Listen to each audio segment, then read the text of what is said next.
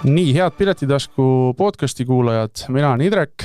Täna on suurepärane rõõm stuudios kohata inimesi, kes võib-olla ei lähe meie igapäevaste žanritega kokku ja ülihea meel on nagu ka koorimuusikast üle hulga aja rääkida. Kalamaja segakoore inimesed on mul täna külas, dirigent Kuldar Schütz ja Kati Kass, kes on Aldi-rühma eestvedaja ja tegelikult ühe huvitava projekti nagu eestvedaja ja kaasas käia. Kuldar, sina oled koorimuusikast täiesti läbi imbunud, et vist võib öelda, et ema viimakanti ka kaasa. Kui pikalt on olnud koori elu sinu elus? Koori elu minu elus on olnud maast ja madalast. Et alustasin ju tegelikult laulmisega poistekooris siis, kui ma olin äkki, kusjuures mitte üldsegi vara, vaid pigem siis, kui ma olin mingi 10-aastane, et tänapäeva poisid ju alustavad ka varasemas eas. Aga peale seda ei ole ühtegi vahet jäänud muusika viljelemisel, et alustasin ühes poistekooris, läksin üle riigilisse poistekoori, Järvamaa poistekooris, siis juba laulsin mehena erinevates meeskoorides. Ja kui ma sai vanemaks, siis lõpuks selgus, et ega ma midagi muud ei teagi siin maailmas, kui et koori muusikamaailm. Et oli üsna loogiline, et ma lähen õppima koori juhtimist ja Hirvo Surva oli see, kes mind sinna siis nii-öelda käekõrval viis. Ja peale seda siis tõepoolest olen läbi imbunud koorimuusikast ja toimetan sellega igapäevaselt sõna otseses mõttes. Laulun rahvusmeeskooris, teen 6 koori hetkel ja muud nagu osa nagu elust või aega nagu üle ei jäägi. Tobe on vist küsida, et milline koor on lemmik, et see oleks nagu, et milline on kõige armsam laps või? Võib ikka küsida, ma ütlen, et nad kõik on mu lemmikud. Sest nad kõik erinevad kollektiivid, erinevad inimesed, muusika viljelemisraskusaaste näiteks on väga erinev, osad koorid teevad lihtsamat muusikat, osad kollektiivid minul viljelevad raskemat muusikat. Kui sa võtad nagu aega tagasi, et sa oled tõesti nagu palju olnud, ütleme, juhendajana ja lauljana, et kuidas nagu koorimuusik Eestis üldse läbi aastat on nagu arenenud, et no koorimuusikal on ju suur roll läbi sajandite juba siis alates laulupeost saadik, eks ole, et see traditsioon on ja käib ja loodetavasti jääb ka kestma. Aga tänapäeva ühiskond on niivõrd kirju ja niivõrd mitmekesine, et võib-olla probleem isegi ei ole mitte lauljates, vaid eelkõige nendes inimestes, kes siis lauljaid enda ümber koondavad ja neile asju õpetavad. Et meil on nagu puudus koorijuhtidest ja see nagu perspektiiv on üsna nagu muret tekitav. Meil on Muusikaakadeemiast tulemas üksikuid dirigente ja see, kui palju nemad nagu nüüd siis jätkavad peale kooli lõpetamist kooridega või kui palju nad seda viljelevad, on ka omaette küsimärk.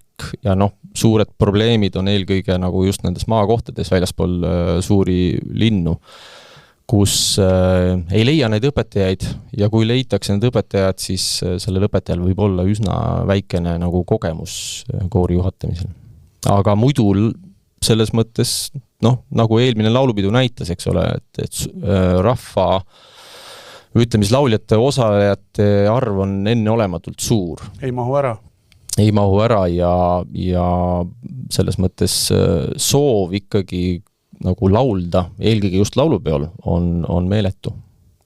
Kati, aga sina oled olnud 2-3 aastat nüüd Vanalinna segakooris. Kuidas sinu ellu üldse siuke tuli, et ma nüüd lähen ja ikka ka maast madalast nagu kõigil koorilauljatel või? Põhimõtteliselt jah, et esimesest klassist saati muidu koolis ikkagi laulsin, lastekooris, mudilaskooris, neidude kooris, segakooris, siis tekkis mingi vahepaus, siis mu õelaps esines esimese klassi lapsena koolinoorte laulupeol, käisime seda perega vaatamas, oli kuidagi selline eriti südamlik kogemus ja pärast seda siis hakkasingi otsima, et kuna ma ise Kalamajas elan, et kus siis kõige lähem variant oleks ühineda kooriga ja niimoodi ta valitud saigi ja minu üllatuseks siis sel aastal, kui mina kandideerisin, oli minuga koos ukse taga umbes 68 inimest äkki, et oli selline üsna superstaari saate sarnane kogemus, Küll see vastuvõtt või see ülekuulamine ise oli natuke lihtsam kindlasti kui seal see protsess, aga oli jah, selline erakordne kogemus, et nii suure hulga inimestega seal oodata ja ma ise arvasin, et see on selline 5 minutit hüppan sisse ja olen liikmeks võetud, aga tegelikult oli ikkagi huvitav elamus. Siis on kohe huvitav küsida, et kui palju teil selliseid nagu kogunemisi ja uute lauljate vastuvõtmisi on, et see 68, kes tahab tulla koori, see on ikka päris muljetavaldav number. Ja igal aastal septembris me tõenäoliselt neid korraldame, et nüüd minu ajal vähemalt on see nii olnud, ma arvan ka varasemalt, ja igal aastal see huviliste hulk on sinna samasse kanti ka olnud. Väidetavalt te ju olete Eesti kõige suurema liikmete arvuga koor, segakoor. Just. Palju meid täna on siis?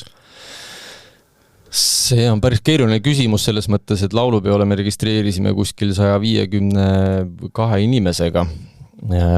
Tänase seisuga on meil koori nimekirjas 166 lauljat. Mõned nendest on, kui on palju inimesi, tähendab seda, et ka paljudel inimestel on muid asju, lähetusi, mis iganes põhjuseid, et võib-olla kõik ei saa nagu hooaja keskel kõigest osa võtta, aga ma julgeks arvata, et see selline hetkenumber aktiivsete tegutsejate näol on umbes 140 kanti. Et see on tõepoolest Eesti kõige suurem koorikollektiiv.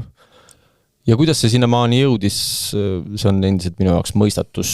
Et jah, see, et siin 60 lauljat oli ukse taga, oli üldiselt selle põhjuseks on laulupidu. Et siis, kui laulupeo hooaeg algab või see ettevalmistus algab, siis inimesed ronivad oma urgudest välja ja võtavad, nüüd ma tahan küll koori minna laulma.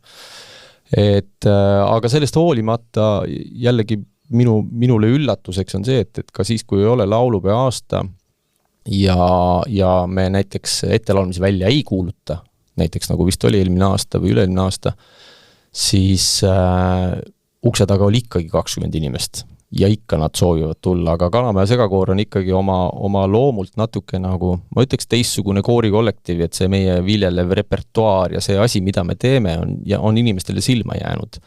Oleme ju Anu saates käinud ja oleme siin erinevaid avalikke esinemisi teinud, kus siis inimestel on silma jäänud, et see on nagu lahe kollektiiv, et sinna ma tahaks minna.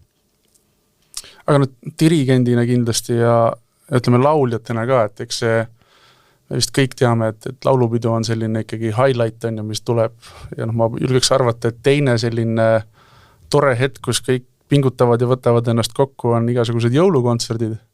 Aga siis on ju jaanuarist detsembrini see aeg ka, et mis siis, kuna ma ise olen kooris laulnud, siis mina tean seda, et koorilaagrid on hästi lahedad üritused on ja sa vahel mõtled, et sellest juba täitsa piisab, et sa saad nagu oma patareid laetada. Aga mis siis toimub, ütleme, jaanuarist detsembrini, et kust tulevad mõtted, et siis midagi teha?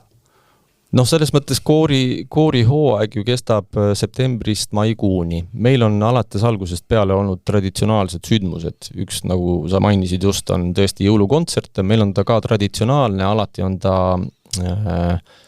Kalamaja kirikus, Kalju kirikus. Et seal me oleme aasta või koori loomises saadik nagu käinud iga aasta, välja arvatud mõned koroona aastad. Aga et selles mõttes ega niisama me nagu käed rüppes ju ei istu, et me mõtleme kohe hooaja alguses välja plaani, kus me lähme esinema, kuhu me ei lähe esinema. Ja olgem ausad, ka pakkumisi tuleb üsna palju, et me siin käisime just mõni kuu tagasi Tõnis Millingu 50. juubelil laulmas, mis oli hästi, hästi tore selline sündmus, et see oli heategevuslik asi. Et pakkumisi tuleb palju ja siis me võtamegi endale väga selge sihi, alates näiteks ka jaanuarist, et nüüd teeme kevadkontserdi, nüüd me läheme sinna, teeme seda ja ütleme nii, et aasta on väga ilusasti täidetud ja eesmärgid on olemas. Ja ma lihtsalt ütlen see remargi korras ka, et mis puudutab koorilaagreid, olles väga paljudes kollektiivides tegev, siis meie Kalamaja segakoori koorilaagrid ikka täitsa pöörased. Ma ei ole elus nii palju naerda saanud, et see kogu see selline loomeprotsess, et me teeme seal selliseid mänge ja sotsialiseerume, eks ole, üldiselt püüame teha ka näiteks vahel ka mingi tööbimistega laagreid. Et need peod ja see lõbu, mis seal koorilaagris on väga lahe.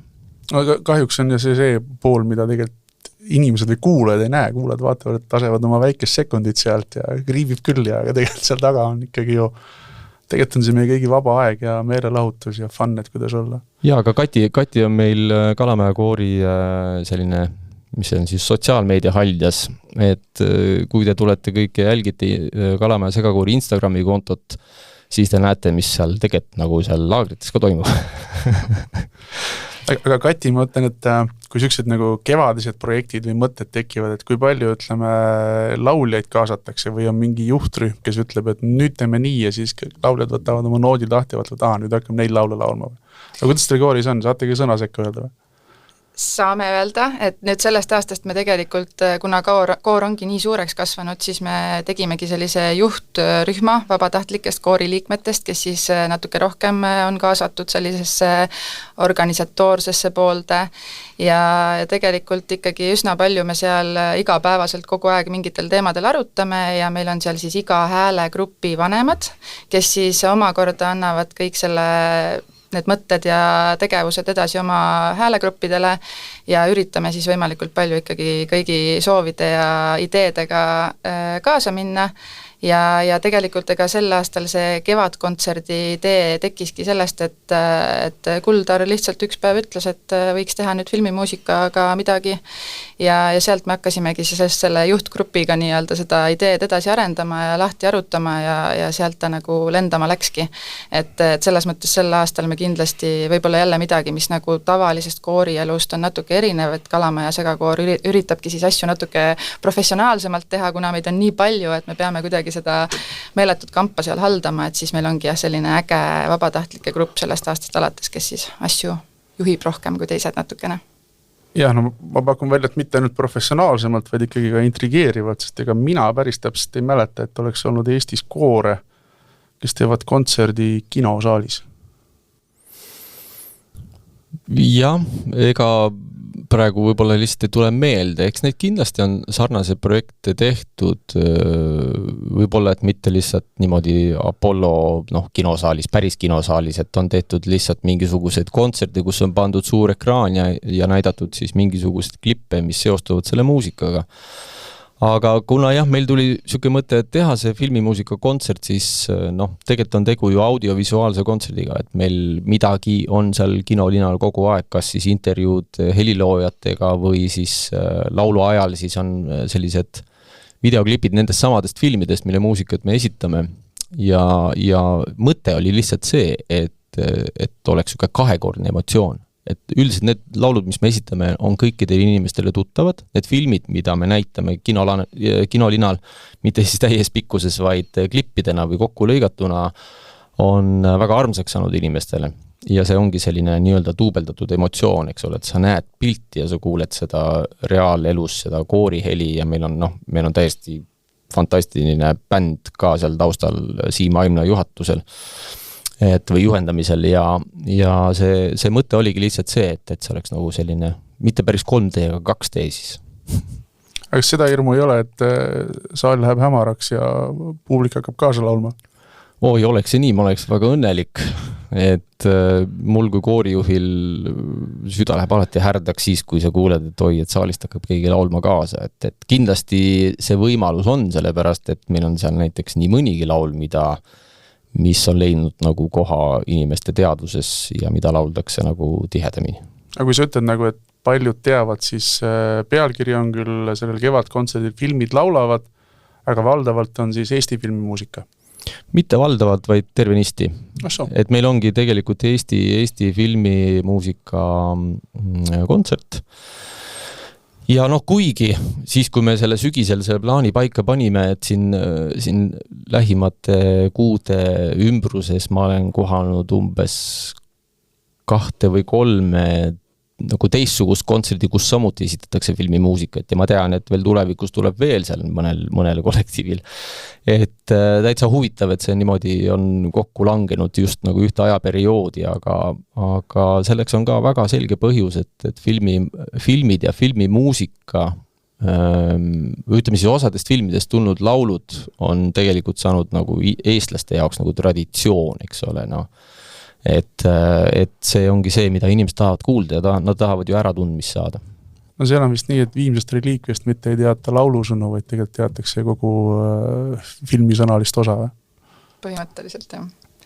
et kui me hakkasimegi arutama rohkem seda projekti laiemalt, siis tegelikult selles juhtgrupis meil oligi esimesel kogunemisel kohe aru saadud, et tegelikult on mingid filmid, mis ongi nagu lapsepõlvest saati meie kõigiga kaasas käinud, kuigi me oleme kõik seal nii eri vanustes ka, aga näiteks Viimse reliikviaga, mis siis tuligi jutuks juba, et minul on esimene kogemus, kui ma olin 5-aastane ja minu jaoks oli see nii kohutavalt õudne film, kui need kondid sealt kirstust välja kukkusid ja siis ma nagu olen nüüd kasvanud ja elanud selle filmiga koos ja kogu aeg kuidagi ajas see filmi emotsioon ja see tagamõte seal muutub ja kuidagi selgineb nii-öelda ja tegelikult tuligi sealt kohe välja mingi 10-15 filmi, millel on kõigil samasugune emotsioon meie selles grupis, laiemalt siis meie kooris ja sellest tulenevalt siis me kuidagi võtsimegi sellise Eesti kinokunsti fundamendi ja nendest filmidest välisime siis sellised lood, mis siis täpselt nagu Kuldar ütles, et tegelikult nii visuaalselt kui siis nagu, et oleks nii silmale kui kõrvale midagi, et see kontsert on selline,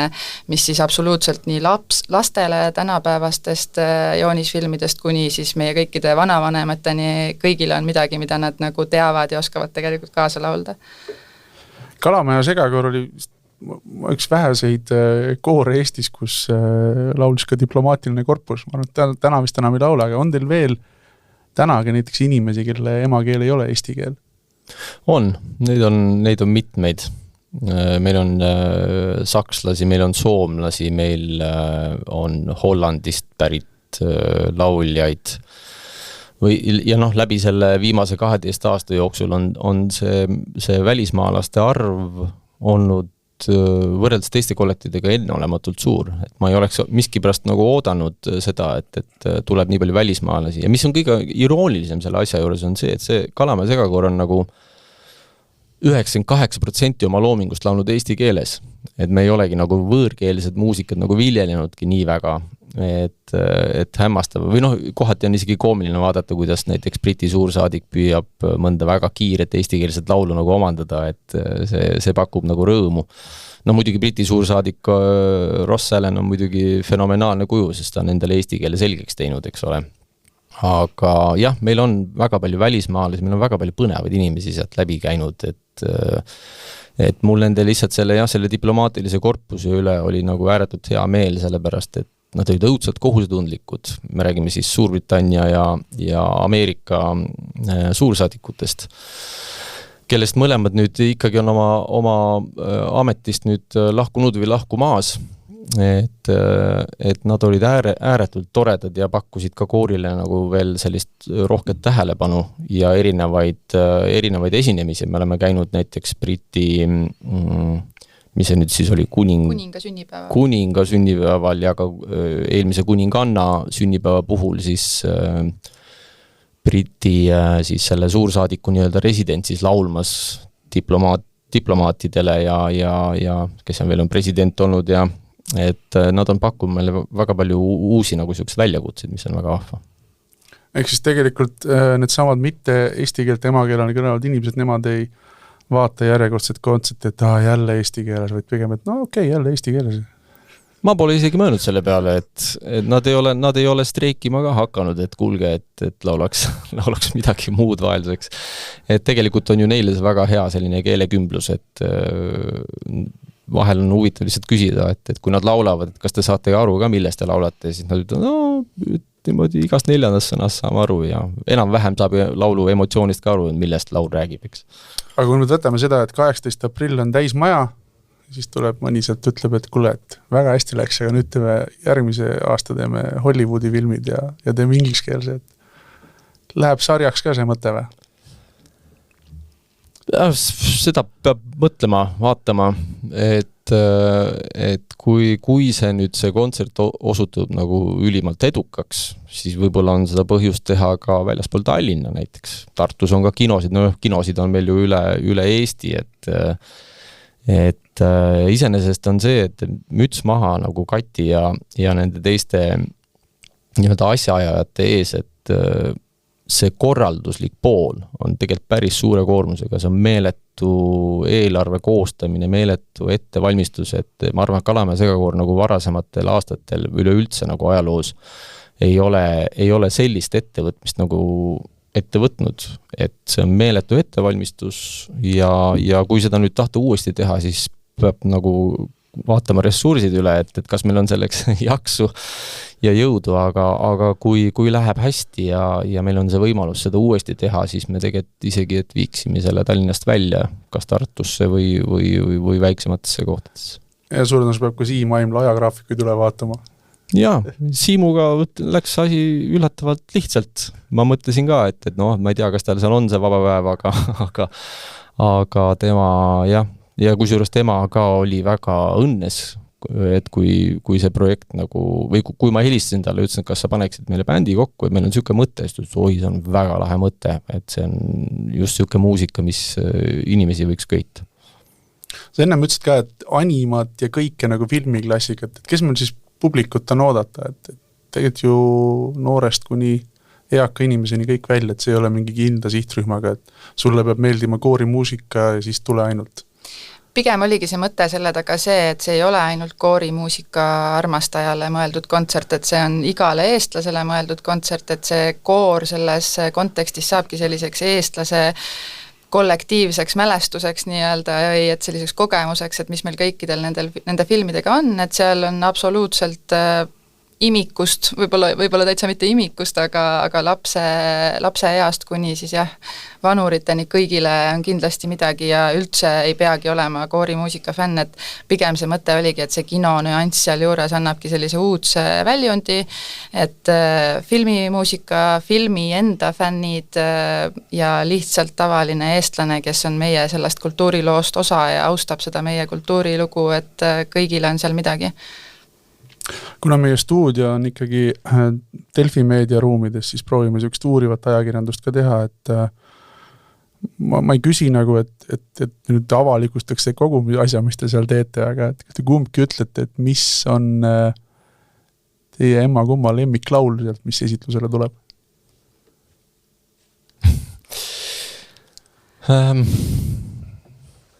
Ma ei tea, vaata, nagu siin varasemalt ütlesime, et ma olen koorimuusikast läbi imbunud ja muusika on minu igapäevane osa elust, siis mul iseenesest ei kujune lemmiklaule, vaid mis minu nagu eesmärk või selline mõttelaad on see, et kõik laulud annaksid mingisuguse terviku.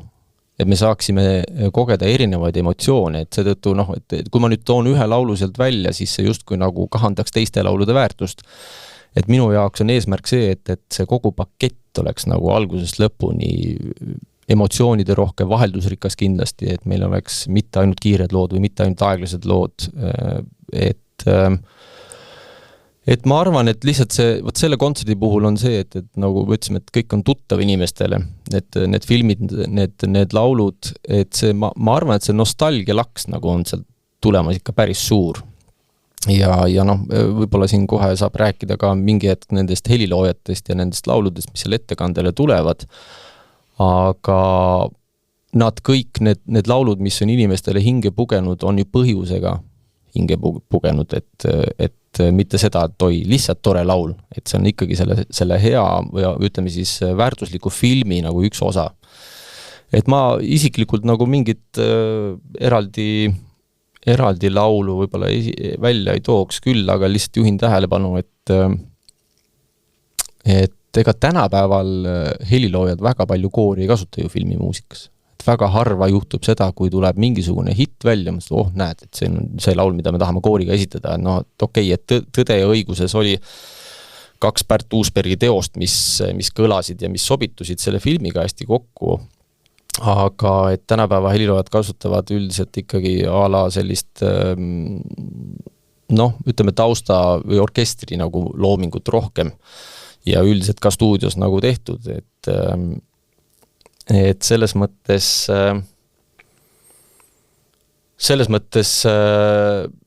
neid heliloojaid ei ole palju, kes on minevikus kirjutanud koorile muusikat. Isegi mitte koorile, vaid üleüldse vokaalmuusikat või mitmehäälset muusikut, et need on saanud populaarseks, mis on olemas ja nagu ma ütlesin, põhjusega. nii, Kuldari käest seda saladusloori ei saanud praegu. Väga diplomaatiline. Perfektne vastus. No ma ei tea, ma ikkagi ütleks võib-olla midagi välja, et mul endal on ka koorilauljana pigem see, et ei ole sellist laulu, mis mulle meeldib, vaid kui tekib järsku kooriproovis selline hetk, kus sa kuuled nagu, et kooril tuli eriti hästi see välja, et ongi alguses on üks suur segadus ja siis mingi kord on, et nüüd nagu hakkab sellest midagi välja kooruma, et ma arvan, et sellest repertuaarist on üks lugu on Tõeline jõud Nukitsamehe filmist, mis paaril korral on juba tekitanud mul kooriproovis sellise emotsiooni, et sellest tuleb midagi eriti ägedat, et võib-olla see. Seal on vist see hetk ka, et kui sa jääd ise seda laulu kuulama ja jääd nautima, siis läheb natuke meelest ära, et pagan, minu osa oli ka sisse tulla.